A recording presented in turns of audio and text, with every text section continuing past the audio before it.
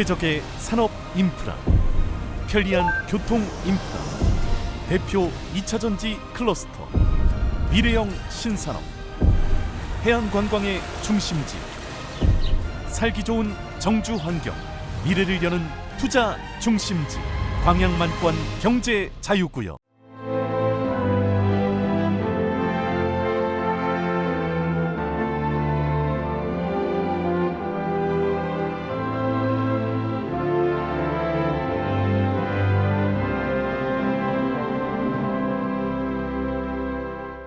평소에 습관적으로 교회에 다니던 어떤 이발사가 은혜를 많이 받고 구원의 확신과 천국에 대한 소망을 갖게 되었습니다. 그러고 나니까 전도에 대한 사명이 생겨났어요. 자기가 어떤 전도 훈련을 받은 것은 아니지만 그렇다고 입 꽉 다물고 살기에는 받은 은혜가 너무 커서 전도해야 되겠다라고 하는 이 전도의 사명감에 불타올랐습니다. 그러던 어느 날 평소에 다니던 단골 손님이 들어왔어요. 내가 오늘은 꼭 타이밍을 잘 잡아서 저분에게 전도해야 되겠다, 이렇게 마음을 먹었습니다. 이발하는 동안 내내 전도할 생각만 하니까 영 분위기가 평소와 달리 어색해지는 겁니다. 그런데 손님도 오늘은 뭔가 다르다는 것을 느꼈습니다. 그리고 이발을 마치고 면도를 하기 위해서 손님의 의자를 뒤로 제치고 이제 이 면도날을 가죽끈에 쓱쓱 갈고 난 다음에 면도를 하려고 하는 그 순간, 그때 전도할 좋은 말이 생각이 났습니다. 이발사가 긴장되는 목소리로 이렇게 말했습니다. 저기 손님, 죽을 준비는 되셨습니까? 그 순간 손님은 깜짝 놀라 일어나 36개 주랭랑을 쳤습니다. 여러분, 우리가 신앙생활을 하면서 자신의 사명을 깨닫고 그 사명에 대하여 열정을 갖는다라고 하는 것은 참 중요한 일입니다.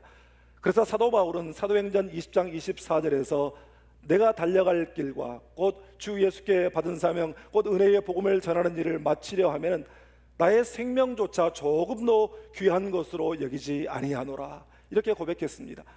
우리 믿음의 사람들은 사명을 생명보다 귀하게 여겨야 하고 그 사명에 대한 열정을 가진 사람은 죽음도 두려워하지 않게 된다라고 하는 단호한 선언인 것입니다.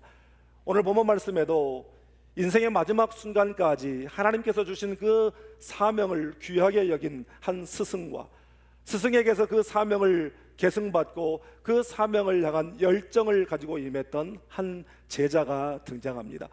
바로 갈멜산의 불의 선지자 엘리야와 그에게 선지자직을 승계받은 엘리사의 이야기입니다.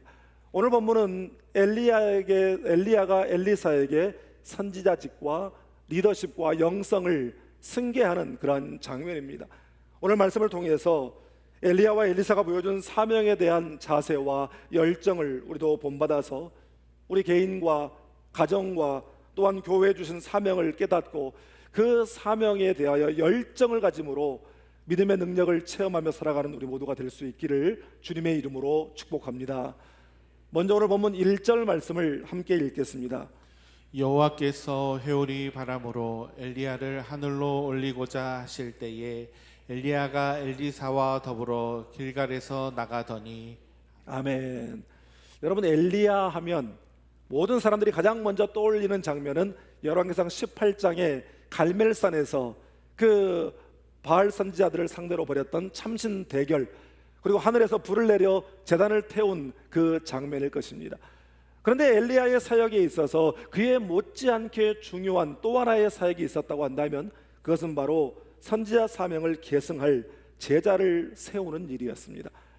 오늘 본문의 시작은 이제 하나님께서 엘리야를 불러가실 때가 되었어요. 비장한 순간이죠. 그런데 오늘 말씀 1절 말씀을 읽고 묵상하고 연구하는 가운데 특징적인 두 가지의 표현, 두 개의 단어를 발견했습니다. 하나는 더불어라고 하는 표현입니다. 이 말은 말 그대로 엘리사와 함께 이런 뜻이죠. 그런데 그 뒤에 또 하나가 나오는데 나가더니라고 하는 말이 나옵니다. 나가더니라고 하는 이 말은 히브리어 할라크라고 하는 단어인데 이 말은 걸어가다, 이런 뜻이에요. 그러니까 그 마지막 여정을 그들이 도보로 걸어서 갔다라고 하는 의미가 되겠지만 이건 표면적인 의미이고 영적인 의미는 두 사람이 함께 같은 사명의 길을 걸어갔다, 이런 뜻입니다. 그러니까 이제 마지막 순간이 다가온 이 스승이 제자에게 사명을 이제 승계하는데, 그동안 자신이 사역했던 사역의 현장을 돌아보는 자신의 마지막 여정, 그 험난하고 치열했던 사역의 현장들을 제자와 함께 걸으며 거기를 돌아보게 되었다라고 하는 것입니다. 저는 아이들이 한국에 올 때 종종 우리 아이들을 데리고 제가 공부했던 장로회 신학대학교에 갑니다.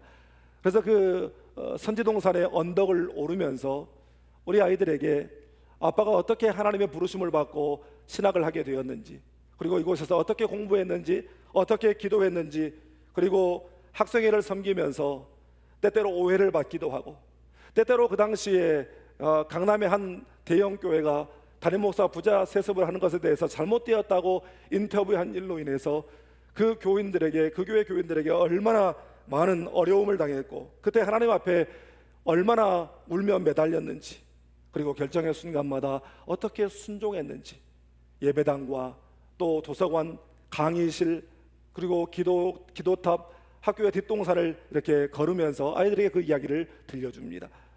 우리의 가정과 교회에도 바로 이 더불어 영성이 필요한 것입니다. 자녀와 믿음의 후배들에게 100마디 말이나 어떤 강한 훈계보다 사역의 현장에서 십자가를 짊어지고 묵묵히 걸어가는 그 뒷모습을 보여줄 수 있기를 바랍니다. 지난 주간에 우리 아동부 여름 신앙 캠프에서 참 감동적인 장면을 보았습니다.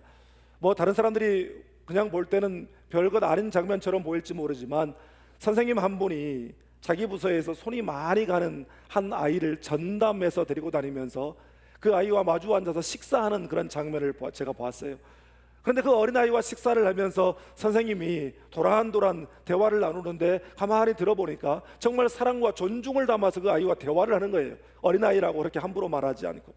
그러니까 그 아이가 그렇게 평소에 부잡한 아이인데 선생님 앞에서 대화를 함께 나누면서 끝까지 그렇게 식판을 깨끗이 비우는 그런 장면을 제가 이렇게 지켜보면서 참 감동적이고 아름다운 장면이다라고 하는 생각이 들었습니다. 엘리야는 선지자 사명을 계승할 후계자로 엘리사에게 기름을 붓기 위해서 그에게 가서 그의 겉옷을 던졌습니다. 여러분, 고대 근동에서 겉옷이라고 하는 것은 그 사람의 인격과 삶을 상징하는 것이거든요.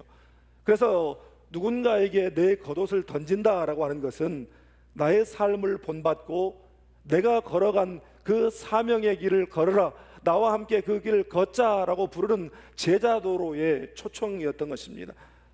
미국의 복음주의 학교인 달라스 신학교의 전설적인 교수님 한 분이 계십니다.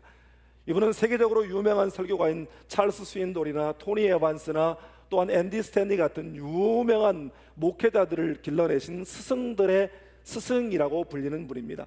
바로 하워드 핸드릭스 교수님이신데, 이 교수님이 쓰신 삶을 변화시키는 가르침이라고 하는 책에 그런 자신의 유년 시절과 자신을 가르쳤던 한 선생님에 대한 이야기를 들려줍니다. 이 하워드 핸드릭스는 정말 존경받는 귀한 그런 목회자이자 교수님이고 스승이지만, 그는 어렸을 적 유년 시절에 부모의 이혼으로 말미암아 성격이 비틀어지게 되고 그야말로 필라델피아 뒷골목을 어슬렁거리는 불량 소년 중에 하나였습니다. 그런데 그 통제가 안 되는 그 아이를 품어준 것은 주일학교의 월트라고 하는 선생님이셨어요. 하워드뿐만 아니라 그 동네의 불량 소년들, 사람들이 외면하는 그 아이들 13명을 이 선생님이 모아서 한 반에서 가르쳤는데, 이 선생님은 교회 안에서 공과 시간에 아이들을 가르친 것뿐만 아니라 그들의 삶 속에 들어가서 그 아이들과 함께 구슬치기를 하고 함께 하이킹을 가고 그 아이들을 자기 집으로 초청하여 밥을 먹였습니다. 그가 사랑으로 그 아이들을 품고 그의 삶에서 더불어 생활했을 때에 그가 가르쳤던 13명의 학생들 가운데 무려 11명이 세계적인 목회자와 선교사로 복음을 전하는 사람으로 쓰임받게 되었습니다. 이 선생님이 어떤 공부를 많이 했거나 대단한 능력을 가진 사람은 아니었지만 그야말로 사람을 세우는 사명을 감당하는 선생님이었던 것입니다. 하워드 핸드릭스는 그의 책에서 이렇게 말합니다. 당신은 멀리 떨어진 곳에서도 사람들에게 감동을 줄 수는 있습니다. 그러나 사람의 삶을 진정으로 변화시키기 위해서는 그들에게 가까이 다가가야만 합니다. 여러분, 우리 주 예수 그리스도께서는 하늘 보좌에 앉아 말씀으로만 세상을 향하여 하신 것이 아니라 성육신 하셔서 우리 가운데로 걸어 들어오셔서 우리와 함께 하시며 십자가로 우리를 품으심으로 구원을 이루신 줄 믿습니다. 여러분, 그러므로 가정에서, 직장에서, 또한 교회에서 영적 제자인 나의 영적 엘리사를 품기를 바랍니다. 그래서 그에게 가까이 다가가 그를 격려하고 그를 위하여 기도하고 또한 땀 흘리며 섬김을 통해 사람을 세우는 신앙의 멘토들로 살아가는 여러분 되시기를 주님의 이름으로 축복합니다. 다음으로 본문 9절 말씀을 함께 읽겠습니다. 건너매 엘리야가 엘리사에게 이르되 나를 내게서 데려감을 당하기 전에 내가 내게 어떻게 할지를 구하라. 엘리사가 이르되 당신의 성령이 하시는 역사가 갑절이나 내게 있게 하소서 하는지라. 아멘. 여러분, 엘리야 선지자는 정말 여러 권능의 사역들을 행했어요. 그런데 누가 저에게 엘리야는 어떤 사람이었습니까? 라고 묻는다면 저는 주저하지 않고 그는 사람 세우는 사명을 감당한 분이었습니다, 이렇게 대답할 것입니다. 그렇다면 그의 제자 엘리사는 어떤 사람이었는가? 엘리사는 어떤 리더십의 사람이었는가? 오늘 본문 말씀이 그에 대한 세 가지 특징을 우리에게 전해주고 있습니다. 첫 번째는 비전과 열망입니다. 그렇게 마지막 순간까지 스승에게서 떨어지지 않고 붙어 다녔던 엘리사, 이제 정말 떠날 때가 된 엘리야가 급한 마음으로 엘리사에게 묻습니다. What can I do for you? 내가 너를 위해 뭘 해주기를 원하느냐? 그러자 엘리사가 그 말을 듣고 주저하지 않고 대답하죠. 당신의 성령이 하시는 역사가 갑절이나 내게 있게 하소서. 선지자 사명을 감당하기 위해 스승님께 있는 그 영적 능력이 나에게 2배나 있기를 원합니다 라고 하는 그런 뜻도 있겠지만, 이것은 이 히브리 전통에 장자가 다른 자녀보다 유산의 2배를 받으며 가문을 잇는 권리를 가진 것처럼, 여러분, 엘리야에게는 엘리사만 제자가 있었던 것이 아니에요. 수많은 제자들, 선지생도들이 있었어요. 그 가운데서도 자신이 영적 장자가 되어서 엘리야의 그 선지자직을 오롯이 계승하기를 원한다라고 하는 그런 의지가 담겨있는 대답이었습니다. 여러분, 엘리야는 하나님의 등진 패역한 왕을 향하여 직격할 수 있는 카리스마와 하늘에서 불을 내리고 땅에 비를 그치게 하고 다시 또 비를 내리게 하는 그런 권능을 가진 비교 불가의 넘사벽 선지자였어요. 여러분, 그야말로 성경 역사의 전무후무한 능력의 종이었죠. 여러분, 그런 분의 후계자가 된다는 것, 후임이 된다는 것, 여러분, 이건 쉬운 일이 아니고 부담스러운 일이 될 수밖에 없는 것이죠. 우리 목회자 세계에 하는 말이 있습니다. 담임 목사 청빙을 받을 때요, 전임자가 대단한 카리스마를 가지고 목회를 잘하고 부흥시키는 교회가 낫다, 그러면 그런 교회 선호하지 않습니다. 왜냐하면 가서 죽으라고 해도 표도 잘 나지 않고 또 잘해봐야 본전이고 매사의 전임자와 비교가 되기 때문이죠. 그런데 반면에 전임자가 죽을 쑤셨어요. 그래서 교회가 찌그러들었어요. 그런 교회는 오히려 선호합니다. 왜냐하면 그런 교회 가서 열심히 하면 금방 표가 나거든요. 그리고 금방 부흥하고 또 잘한다는 칭찬을 받기 때문입니다. 자, 그렇다면 퀴즈를 내겠습니다. 우리 교회는 어떻겠습니까? 우리 올로 목사님이 목회 사역이나 강단 사역이나 기도 사역에 대단한 카리스마를 가지고 계셨고 37년 동안 목회를 잘 하시고 교회가 부흥하고 또 평안하고 교회가 기도하는 교회가 되고 모든 성도들이 알아서 잘하는 교회, 그런 교회 후임자로 제가 왔습니다. 알고 보면 저도 참 불쌍한 사람이에요. 너무 그러지 마세요. 오죽하면 노회에서 그 교회 후임자가 몇 년이나 가는가 보자, 그렇게 이야기했다고 하지 않습니까? 여러분, 오늘 본문의 엘리사의 심정을 여러분은 몰라도 저는 너무나도 잘 알 것 같아요. 스승님이 감당하셨던 그 사역, 저 같은 사람이 감당하려면 스승님이 가지셨던 성령의 능력이 2배나 필요합니다. 그 갑절의 능력을 부어주시도록 안수해 주십시오, 그렇게 간구했다는 것입니다. 그 부담스러운 사역 앞에서 어렵다고 부담스럽다고 도망치는 것이 아니라 하나님 앞에서 그 사역을 두렵고 떨림으로 잘 감당해 보기 위하여 나에게 능력이 필요합니다 라고 그렇게 기도했던 것입니다. 두 번째로 엘리사가 가졌던 특징은 겸손입니다.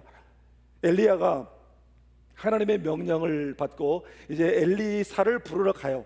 그런데 그때 엘리사가 뭘 하고 있었냐면 소 12결의를 앞세우고 밭을 갈고 있었습니다. 소 12결의가 몇 마리입니까? 24마리거든요. 소가 24마리나 되는 집이었다. 이건 뭐 대단한 것이 아니에요. 근데 뭐가 대단하냐면 소 24마리를 앞세워서 동시에 앞세워서 밭을 갈고 있었다. 아니 땅덩이가 얼마나 크면 그 24마리를 동원해가지고 밭을 갈고 있겠습니까? 이게 뭘 말해주냐면 엘리사는 부잣집 아들이었다, 그런 뜻이에요. 그런 부잣집 도련님에게 나를 따르라 그랬더니 두말하지 않고 따라가거든요.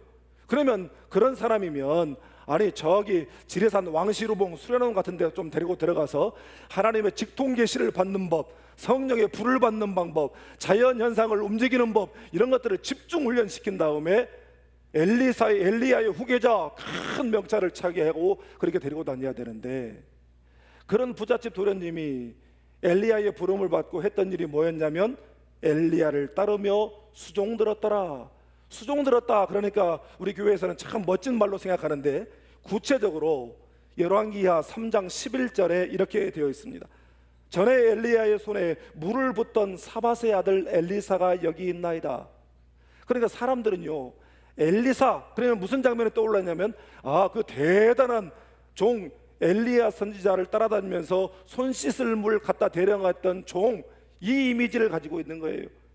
그런데 여러분, 하나님은 사람을 쓰실 때 먼저 낮추신다는 사실을 알아야 돼요. 그러면 여러분, 우리의 문제가 뭡니까?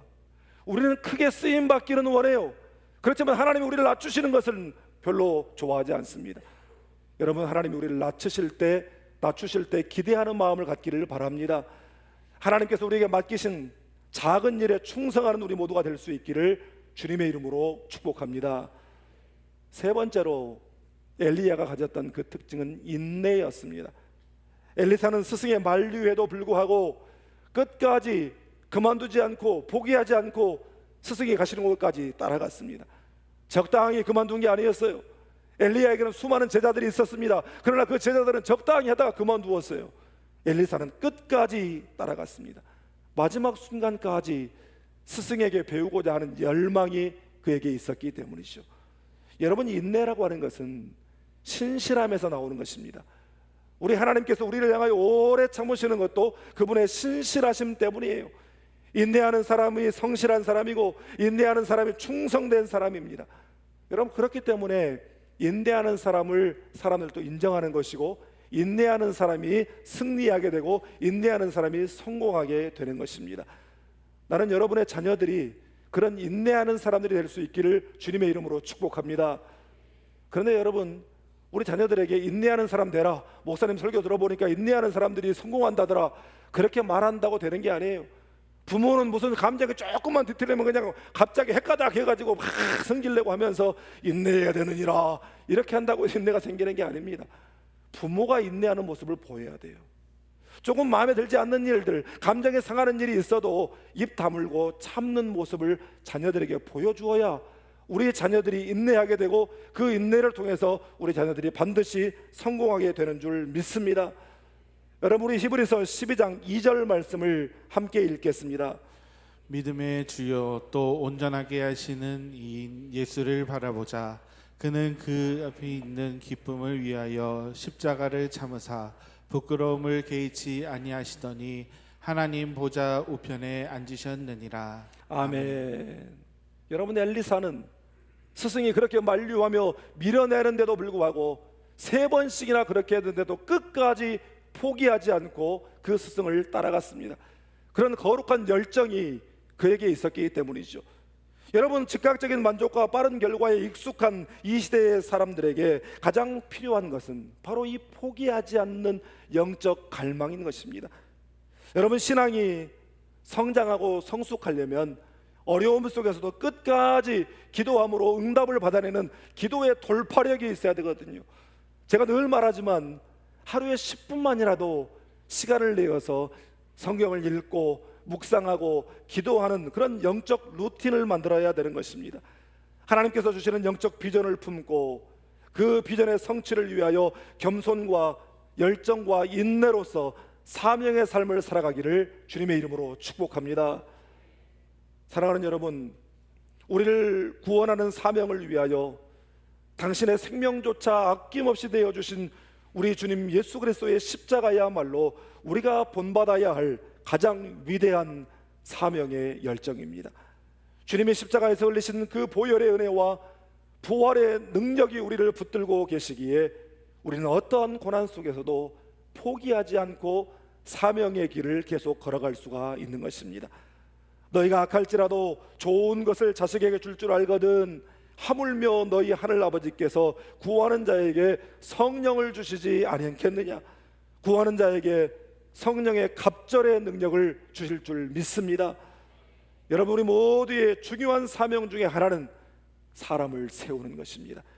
하나님께서 주신 사명에 대한 헌신과 열정이 가정과 교회에서 또 다른 사명자를 세우는 열매로 나타날 수 있기를 주님의 이름으로 축복합니다.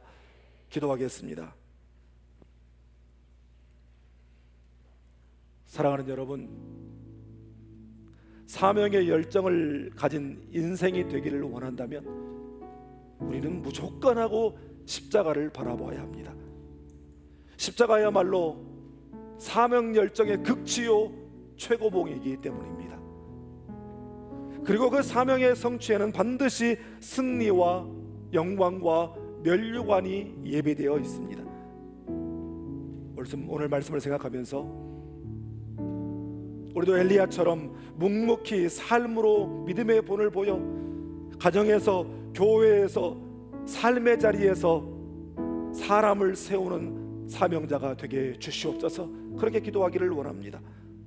또한 엘리사가 구했던 끝없는 영적 갈망과 겸손함을 우리에게 허락하셔서 맡기신 사명을 능히 감당할 수 있도록 갑절의 성령의 능력을 부어 주시옵소서. 그렇게 기도하기를 원합니다. 여러분, 오늘 주신 말씀을 생각하면서 우리의 입술을 열어 하나님 앞에 함께 기도하도록 하겠습니다. 사랑의 아버지 하나님, 감사합니다. 오늘 말씀을 통해서 하나님께서 우리에게 주신 비전을 다시 한번 생각하게 하시고 사명을 돌아보게 하시니 감사합니다.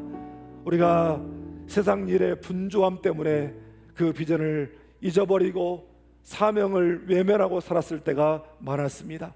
하나님, 그러나 우리에게 분명히 주신 사명이 있고 가장 중요한 사명은 사람 세우는 사명임을 우리가 잊지 않고 살게 하여 주시옵소서. 아버지, 하나님 또한 오늘 엘리사가 보였던 그 귀한 모범을 따라 기도의 돌파력을 가지고 정말 영적 갈망으로 사명 감당하는 우리 모두가 되게 하여 주시옵소서. 감사드리며 예수님의 이름으로 축복하며 기도드립니다. 아멘.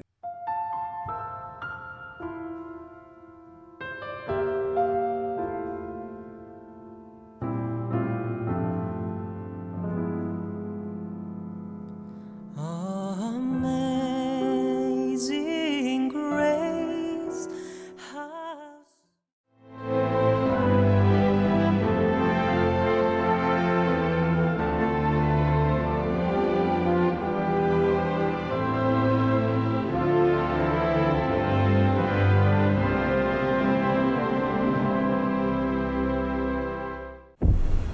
최적의 산업 인프라, 편리한 교통 인프라, 대표 2차전지 클러스터, 미래형 신산업, 해안 관광의 중심지, 살기 좋은 정주 환경, 미래를 여는 투자 중심지, 광양만권 경제 자유구역. 섬과 바다가 어우러져 미래를 만드는 도시 여수에서 2026 여수세계 섬박람회가 열립니다. 여수시 돌산읍 진모지구와 개도, 금오도 일원에서 9월 5일부터 2달간 진행되는 이번 행사에 앞서 세계적인 소프라노 조수미 국제무대 데뷔 40주년 공연이 여수엑스포 컨벤션 센터에서 함께 열려 의미를 더합니다. 섬과 바다, 인간이 어울려 여수에서 세계로 나아가는 이번 2026 여수세계 섬박람회에 여러분을 초대합니다.